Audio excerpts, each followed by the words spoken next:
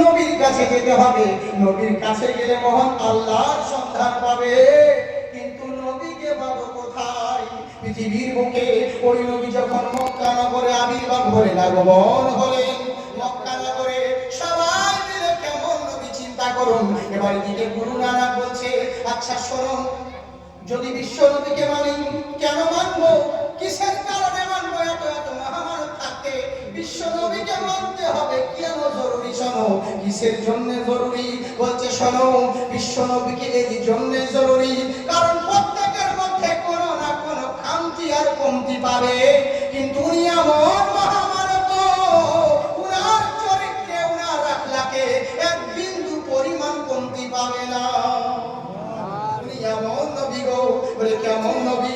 বললো শোনো, ওই নবীর আখলাক যদি তোমার মধ্যে থাকে, নবীর ইসলাম যদি গ্রহণ করতে পারো, তাহলে জেনে রাখবে তোমার উপরে শান্তি বর্ষণ করে। উনি মানুষকে শান্তির বাণী প্রচার করেছেন। বলে কেমন করে প্রচার করেছেন? বলে আচ্ছা শুনে রাখো, কেমন নবী? যখন বিশ্ব নবী মুস্তাফা সাল্লাল্লাহু তাআলা আলাইহি ওয়াসাল্লাম হিজরতের আগে মক্কায় কাবা ঘরের চাবি ছিল উসমান বিন তালহার হাতে। উসমান বিন তালহার হাতে মক্কার চাবি ছিল, কাবা ঘরের চাবি। এবার আমার নবী মুস্তাফা বললেন, ও উসমান বিন তালহা, বলে কি বলেন হুজুর? বলে একটু কাবা ঘরের চাবিটা দাও। মন দিয়ে শুনুন, এতক্ষণ যা শুনলেন আমার দিকে ধ্যান দিন। আমার নবীর আদর্শ দেখুন।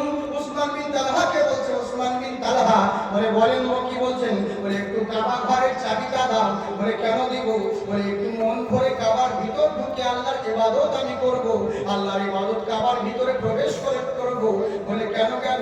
আমি কাবা ঘরের চাবি দিতে পারবো না। আমার নবী বলেন, উসমান বিন তালহা কেন চাবি দিবে না? এই কাবা ঘরের মুতাল্লি আমার দাদু আব্দুল মুত্তালিব, এই কাবা ঘরে রক্ষণাবেক্ষণ করেছেন আমার বাবা আব্দুল্লাহ। আমি সেই ঘরের ছেলে, আমি সেই গ্রন্থের ছেলে, আর তুমি কেন আমাকে কাবা ঘরের চাবি দিবে না? তখন উসমান বিন তালহা বলল, না, আমি তোমাকে কাবা ঘরের চাবি দিতে পারবো না। তুমি যদি নামাজ পড়তে হয় বাইরে পড়ে নাও।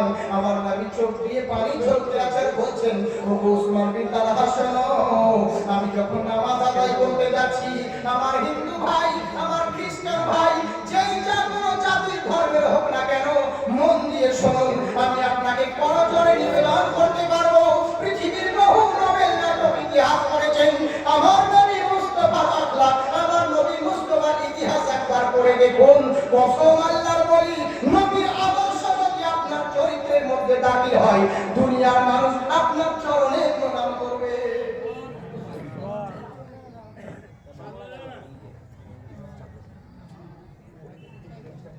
জি জি জি জি, হ্যাঁ, আপনাদের কাছে মানে চাদর নিয়ে নাম দিন। नाम पढ़ने के लिए बोल रहे हैं? वो अच्छा ठीक है। क्या बोलूं, फ्री में नहीं होगा तो ठीक है, मैं बोल रहा हूँ मोहब्बत और याली। अच्छा ওরে বাবা, কিন্তু ইয়ালি আপনি তো দেখেছেন ইন্টারনেটে, যেখানে ইয়ালি নাম করেছিলেন কত টাকা আমাকে দিয়েছিল বলেন তো? 17,300 কোটি টাকা 3 মিনিটে। ওটা শুধু আমাকে দিয়েছিল বকশিস। আপনারা দেখবেন ইন্টারনেটে, প্রোগ্রামটা পুরুলিয়ায় মনে হয়, এরকম কোন জায়গা থেকে বেশি কিছু নয়। হ্যাঁ, তো এই জন্য বলছি, তো আপনাদেরকে শোনাচ্ছি, বুঝেছেন?